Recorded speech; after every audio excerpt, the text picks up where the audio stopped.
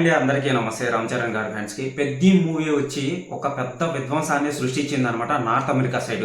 So movie release అవ్వక ముందే దీని ఓవర్సీస్ రైట్స్ వచ్చి, ఓవర్సీస్ అంటే నేను ముందే చెప్తున్నానండి, బయట నుంచి వచ్చే డబ్బు అంటే చాలా మందికి తెలియని వాళ్ళకండి. సో తెలియని వాళ్ళకి చెప్తున్నాను, ఓవర్సీస్ అంటే బయట నుంచి వచ్చే డబ్బు అనమాట. ఓకేనా.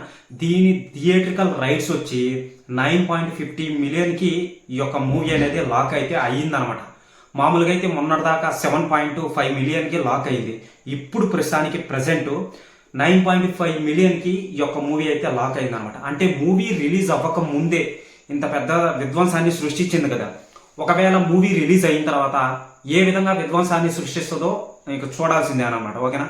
సో ఈ యొక్క 9.5 మిలియన్లో కూడా దీంట్లో గ్రాస్ కలెక్షన్ ఉంటుందన్నమాట. గవర్నమెంట్కి జిఎస్టీ పే చేస్తారనమాట. అక్కడ వాళ్ళు జిఎస్టీ పే చేసిన తర్వాత వచ్చే డబ్బు మనకు. ఓకేనా. అదనమాట ఇక్కడ క్లారిటీ. సో ఈ రామ్ చరణ్ గారి మూవీ గేమ్ చేంజర్ మూవీ ఇంతకు ముందు వచ్చింది. ఓకేనా. డైరెక్టర్ హరీష్ శంకర్ సారీ అండి. సో శంకర్ గారి డైరెక్షన్లో గేమ్ చేంజర్ మూవీ అయితే వచ్చింది. వచ్చిన మూవీ ఓన్లీ 2 మిలియన్కి అయితే ఈ యొక్క మూవీ అనేది లాక్ అయింది. గతంలో వచ్చిన రాజమౌళి దర్శకత్వంలో RRR మూవీ వచ్చింది. సో ఆ యొక్క మూవీ వచ్చి 15 మిలియన్కి ఆ మూవీ అనేది లాక్ అయిందనమాట.